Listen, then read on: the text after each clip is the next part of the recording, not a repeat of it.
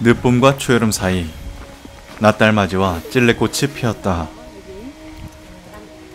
아파트 숲 건너편 백석저수지 가는 길에 햇살이 뜨겁다.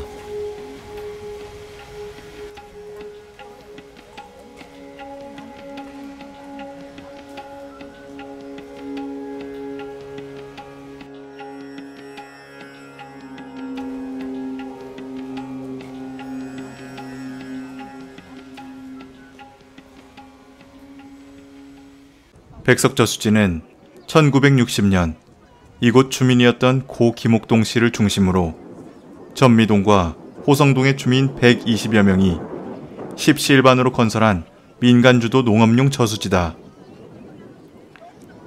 유역 면적이 1만 헥타르이고 관계 면적만도 400여 헥타르에 달한다. 백석이라는 이름이 붙은 것은 마을의 수호신 역할을 하던 백석봉이 있었던 것에서 비롯된 것으로 추정하고 있다.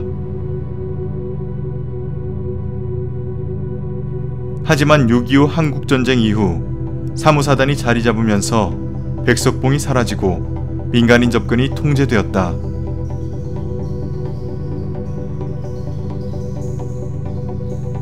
오랫동안 군사지역으로 묶여있어 자연 생태계가 보존되었고 원시름에서 볼 수 있는 미루나무 같은 키 큰 나무 수종과 식물 다양성이 살아있다.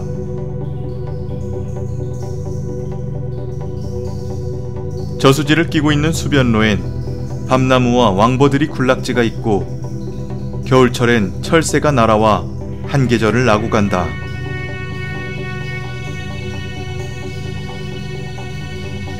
최근엔 멸종 위기종인 큰 기러기와 큰 고니의 서식지로 확인되기도 했다. 근데 이런 것들이 사실은 이 정도 자라려면 30년 이상을 이런 수종이 유지가 돼야 돼요. 이런 수변부가. 보시면 알겠지만 밑에 이제 뿌리가 벌써 자랐잖아요. 이 상시 물이 들어왔었던 부분이고 자주 물이 들어왔었고 이 경계부도 보면은 이 뚜렷한 경계부가 있잖아요. 여기까지도 물이 자주 들어왔던 흔적들을 나타내요. 그러니까 뿌리도 자라고 이러다가 다시 물이 들어오면 이게 뿌리들이 또 다시 살아요. 그래서 물이 빠졌다가 들어왔다 하는데 이런 어떤 습지에서 아주 잘 자랄 수 있는 버드나무죠. 우리 저쪽으로 한번 가보시죠. 저쪽 가보시면 물이 더 있는 곳도 있거든요.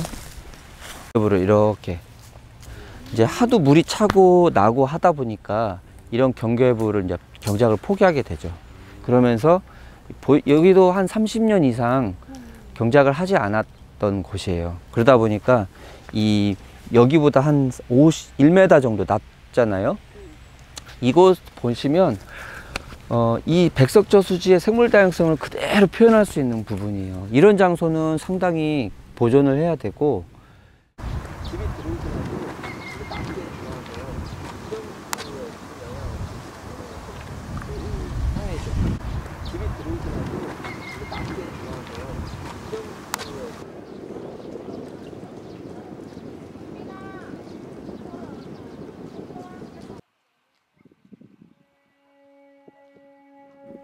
현재 저수지 앞에는 에코시티 2단계 초고층 아파트 공사가 한창이다.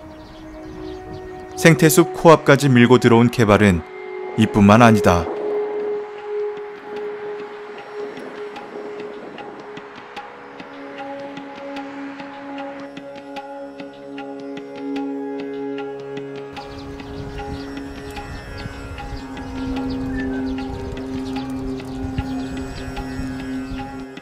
전주시와 농어촌 공사가 백석저수지에 수변공원을 조성할 계획인데 주차 공간과 잔디광장, 사람들이 산책할 수 있는 수변 테크길과 테라스 같은 인위적 시설들이 대거 들어설 예정이다.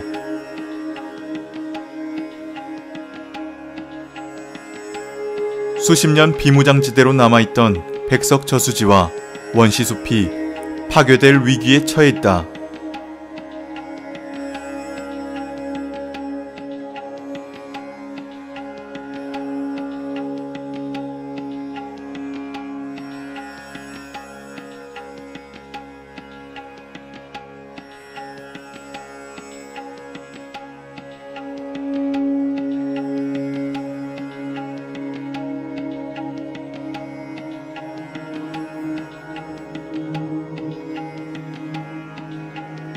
또한 백석제 주변 사유지에 카페와 같은 시설이 계속 들어서고 있어 도심 속 철새 도래지가 사라질 수도 있다는 염려를 낳고 있다.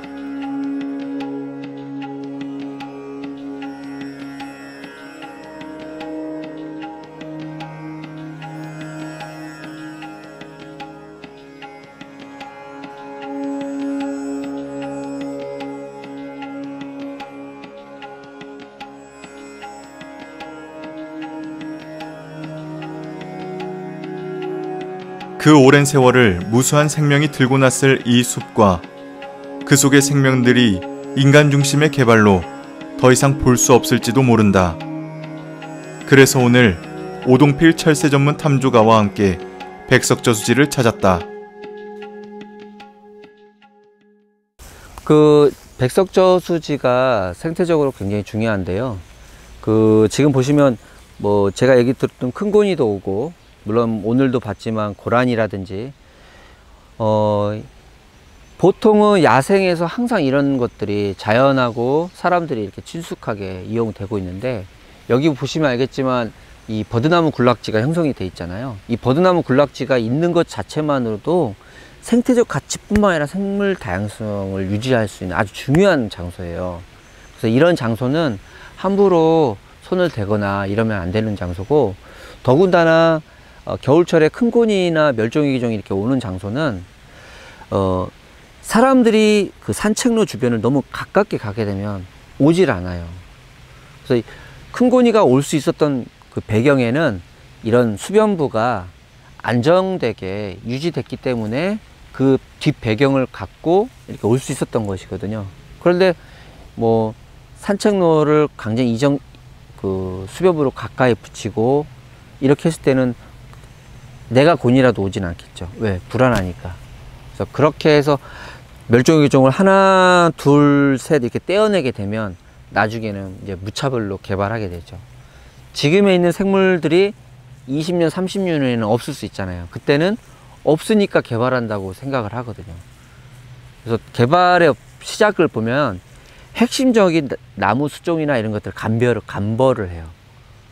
간벌을 하고 산책로 개설을 처음에는 작게 했다가 좀 크게 하고, 데크 하나 뭐 예를 들면은 데크만 살짝 한다고 했는데 나중에 보면은 시설물도 세워놓고, 이렇게 되는 과정들이 끊임없이 오는데, 이 백석저수지는 이것을 사람들한테 꾸준히 향유시키려면 이런 어떤 경관을 얼마나 보존할 수 있는지를 고민해야 돼요. 너무 좋습니다. 이 버드나무 군락지가요, 진짜 백석저수지의 보물이네요. 네.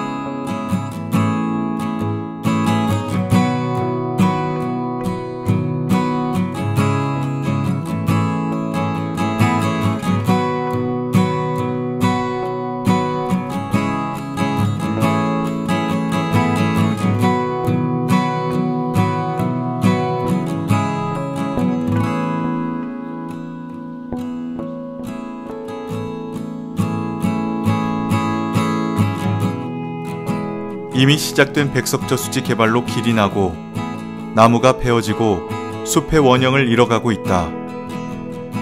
오랜 가뭄으로 꽃을 피우지 못한 들꽃 하나에도 생명의 존엄이 있다. 사람들의 걸음이 잦아질수록 사라지는 것들에 대한 고민이 가벼워서는 안 되는 이유다. 해질 무렵 백석저수지는 노을 맛집이다. 저 멀리서부터 서서히 물들어오는 붉은 빛은 오늘 하루도 수고했노라는 위로의 몸짓이자 또 다른 우주를 내어주기 위한 쉼이다.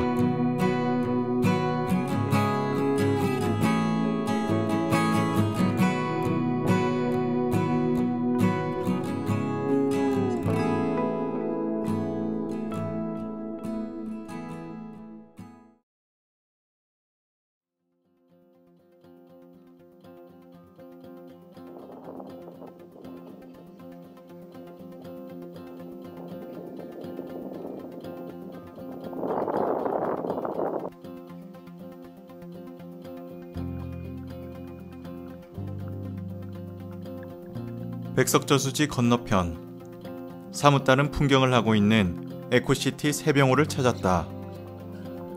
이곳은 도심 속 생태공원이자 전주 시민의 문화공간으로 자리를 잡아가고 있다. 세병호는 1955년 강원도 화천에서 이전한 제3호 향토보병사단이 2013년까지 있었던 자리다. 사단본부가 임실군으로 이전하면서 세병호 주변의 고목들을 보존해 호수공원을 만들었다.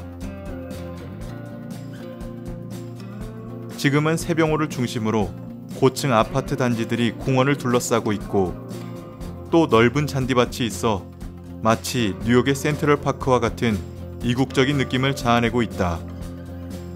코로나 이전에는 시민들을 위한 공연 무대와 장터와 같은 다양한 행사가 열리곤 했다. 저는 지금 세병호에 나와 있는데요.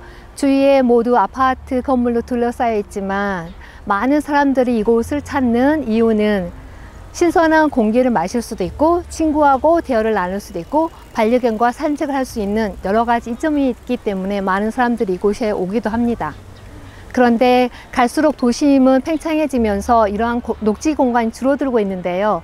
우리에게 이런 녹지 공간이 더 많이 필요한 이유는 이러한 공간이 우리에게 주는 혜택이 많기 때문입니다.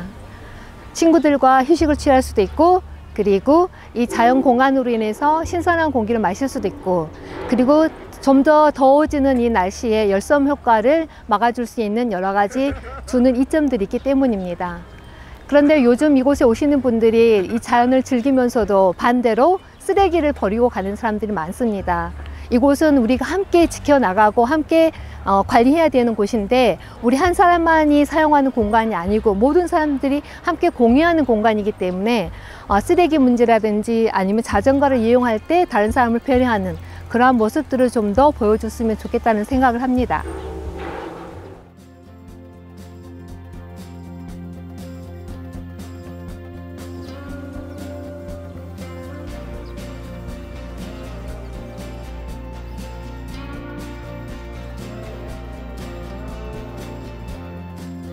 세병호의 그림자로 내려앉은 아파트 숲은 이질적인 조화를 이루고 있다. 마치 오래전부터 이렇게 공존해 왔다는 듯이 서로를 간섭하지 않고 적당한 거리에 서 있다. 호수에 이른 바람 한 점도 그림이 되는 곳이다.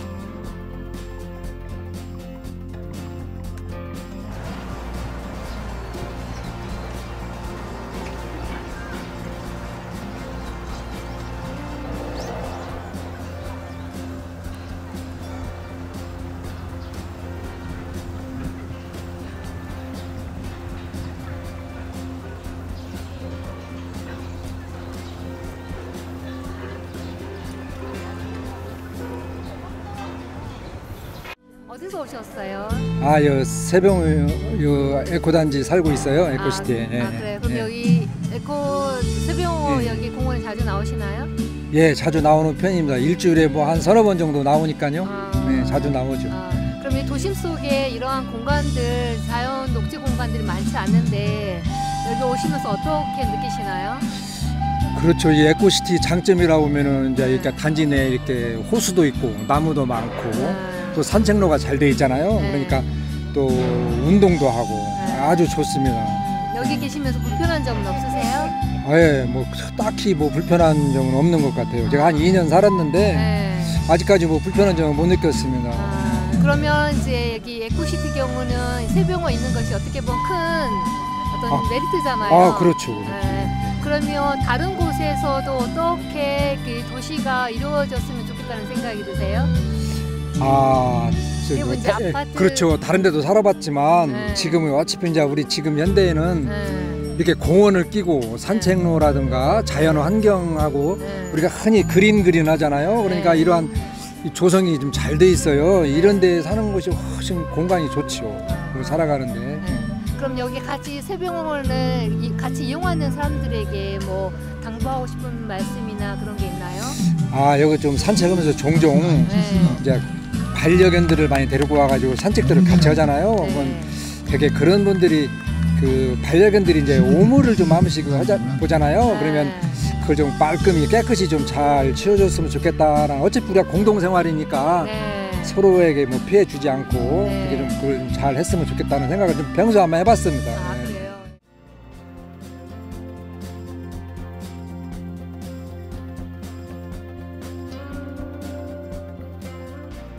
여기 세병호에 자주 나오시나요?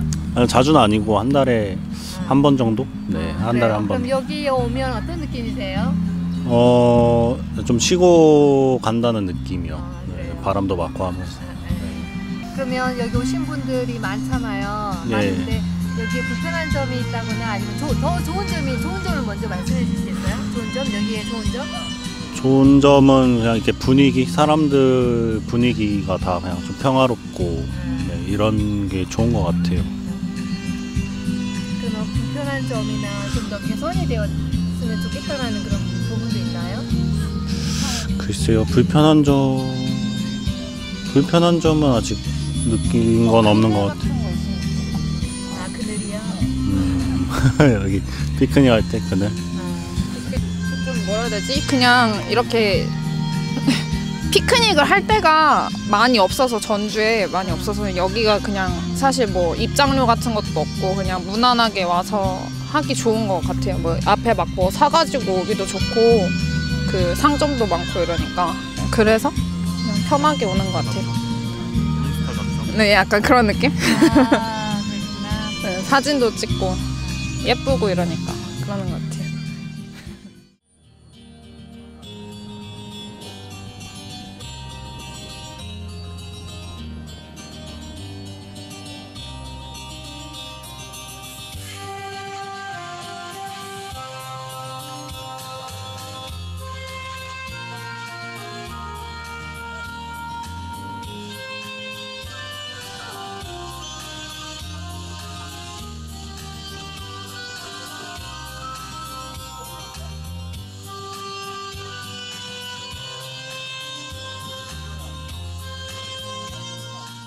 이제 금빛소리 저희 색소폰 봉사단은 구성원이 한 30여 명 가까이 되거든요. 예.